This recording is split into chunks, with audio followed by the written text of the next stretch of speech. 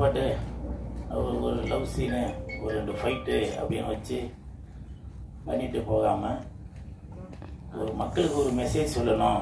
இன்னைக்கு வந்து இயற்கையை அழிந்துட்டு வருது, சித்த வைத்தியம் அதெல்லாம் வந்து அழிந்துட்டு வருது, இங்கே கிடைக்கிற அந்த மூலிகை இங்கே வந்துடுது அப்படின்ற ஒரு ஆதங்கத்தை படத்தில் நல்லா சொல்லியிருக்காரு இயக்குனர், தயாரிப்பாளர் அவர்களுக்கு மனமார்ந்த நன்றி. பொதுவாகவே சொல்லுவாங்க கன்னி அப்படின்னாலே அதுக்கு ஒரு ஸ்பெஷல் உண்டு. சில இதை நான் சொல்லுவேன், அப்புறம் திட்டுவீங்க, அது வேணாம். கன்னி அப்படின்னாலே கன்னிசாமி அப்படின்னா அது ஒரு முதன்மையாக இருக்கும். கன்னி தெய்வம் அப்படின்னு சொல்லுவோம். ஸோ அப்படி கன்னி அப்படின்னாலே அது ஒரு ஸ்பெஷல் உண்டு. இப்போது இந்த ட்ரெஸ்ஸு போடுறதுக்கே எனக்கு வந்து அவ்வளோ கஷ்டமாக இருந்துச்சு. ஒரு கன்னியாக இருந்து இது நான் ஃபீல் பண்ணுறது எனக்கு தெரியுது. ஆனால் இதே அந்த கன்னி அப்படின்ற ஒரு படத்தை எடுக்கிறதுக்கு எவ்வளோ கஷ்டப்பட்டுருப்பாரு அப்படின்றது இந்த உடை உடுத்தும் போது தான் தெரியுது. என்று இயக்குனர், தயாரிப்பாளர்.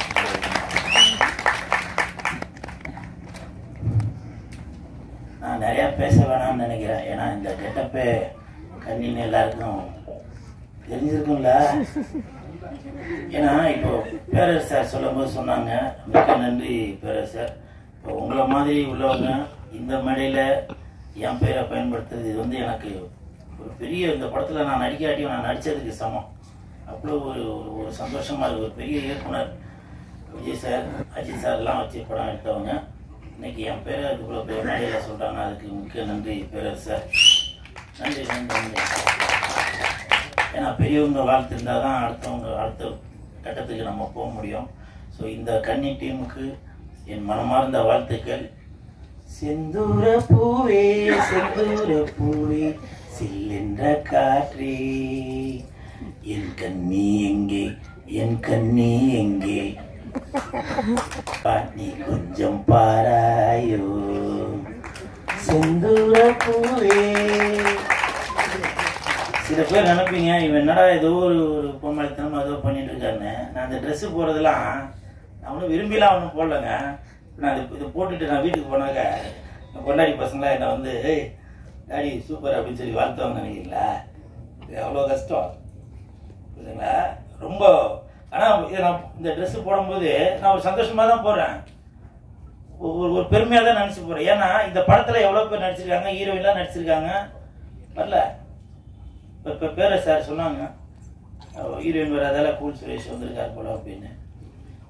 அது வந்து எனக்கு வந்து ஒரு பெருமை தான் அது. அதனால இந்த ட்ரெஸ் வந்து 3வது மனுஷங்களுக்கு இது வந்து ஒரு கேலி பொருளாக தெரிஞ்சாலும் இந்த படத்தில் நான் நடிக்காட்டியும் என்னுடைய இந்த சினிமா என்னால் ஏதோ ஒன்று நான் சினிமாவில் பெருசாக ஜொலிக்க முடியாட்டியும் ஏதோ ஒரு விதத்தில் மக்களை வந்து ஒரு மகிழ்வித்துட்டு இருக்கணும். ஐயோ ரொம்ப எமோஷனலாக